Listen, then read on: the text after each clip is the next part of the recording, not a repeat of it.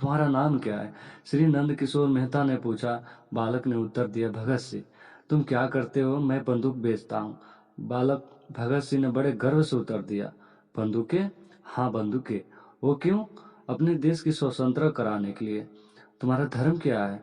देशभक्ति। आज हम अपने देश के एक महान व्यक्ति का कहानी सुनाने जा रहा हूँ, जिनका जीवनी है जन्म और मृत्यु कब कैसे क्यों हुआ था। तो आप लोग जरा ध्यान से सुनिएगा। जिनका नाम है भगत सिंह। भगत सिंह, जो नाम सुनकर हमारे दिल और दिमाग दोनों हिल जाता है, सीना चौड़ा हो जाता है। और मैं आज उनकी कहानी सुनाने जा रहा हूँ। भगत सिंह का जन्म 27 सितंबर 1907 को लायलपुर जिले के बंगा में हुआ था, जो कि पाकिस्तान में है। उनका पैतृक गांव खटकड़ कला है, जो पंजाब भारत में है। उनके पिता का नाम किशन सिंह और उनके माता का नाम विद्यावती था। भगत सिंह का परिवार एक आर्य समाजी सिख परिवार था। भगत सिंह करतार सिंह सराभा और लाला लाजपत राय से अत्यधिक प्रभावित थे। 13 अप्रैल 1919 को जालियांवाला बाग हत्याकांड ने भगत सिंह के बाल मन पर बड़ा गहरा प्रभाव डाला। उनका मन इस अमानवीय कृत्य को देख देश के स्वतंत्र कराने की सोचने लगा। भगत सिंह ने चंद्रशेखर आजाद के साथ मिलकर क्रांतिकारी संगठन तैयार किया। लाहौर षड्यंत्र मामले में भगत सिंह, सुखदेव और राजगुरु को फांसी की सजा सुनाई गई एवं बटुकेश्वर दत्त को आजीवन कारावास दिया गया। भगत सिंह को 23 मार्च 1931 की शाम 7 बजे सुखदेव और राजगुरु के साथ फांसी पर लटका दिया गया। तीनों ने हंसते हंसते देश के लिए अपना जीवन बलिदान कर दिया। ऐसे थे हमारे भगत सिंह। और हमारे भगत सिंह का बचपन कैसे बीता? कहते हैं कि पूंत के पांव पालने में ही दिखाई पड़ जाते हैं। 5 वर्ष की बाल अवस्था में ही भगत सिंह के खेल भी अनोखे थे।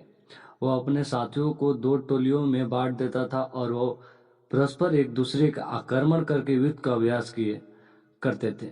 भगत सिंह के हर कार्य में उनके वीर, धीर और निर्भक होने का अभ्यास मिलता था। एक बार सरदार किशन सिंह इस बालों को लेकर अपने मन मित्र श्री नंद किशोर मेहता के पास उनके खेत पर गए। दोनों मित्र बातें में लग गए और बालक भगत सिंह अपने खेल में लग गए।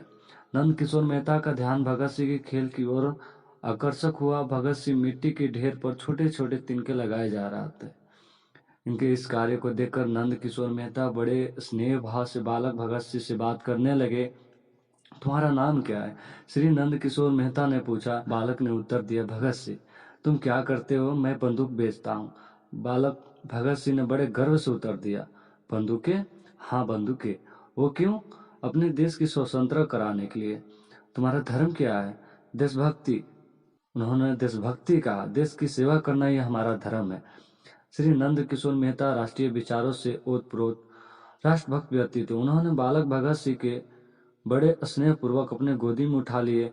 मेहता जी उनकी बातों से अत्यधिक प्रभावित हुए और सरदार किशन सिंह से बोले, भाई तुम बड़े भाग्यवान हो जो तुम्हारे घर में ऐसे होनहार एवं विलक्षण बालक ने जन्म दिया है।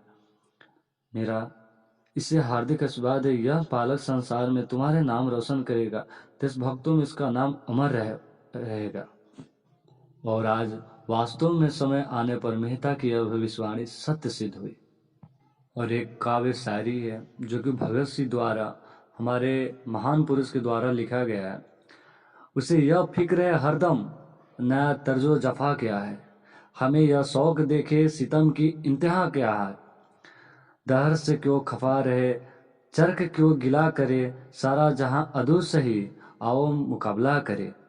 कोई दम का मेहमान हूँ, ए अहले महफिल चरागे शहर हूँ, बुझा चाहता हूँ मेरी हवाओं में रहेगी ख्यालों की बिजली। यह मुस्त ए खाफ है फानी, रहे ना रहे। ये लाइन भगत सिंह द्वारा लिखे गए थे। और ये शायरी वो हमेशा जब तब गुनगुनाया करते थे। जब भी कहीं भी जाते थे, जब भी कहीं अकेला बैठा हो, चाहे कुछ भी करते हो, तो गुनगुनाया करते थे। ये उनकी लोकप्रिय शायरी थी। और ऐसे महान व्यक्ति को हमारा दिल से प्रणाम और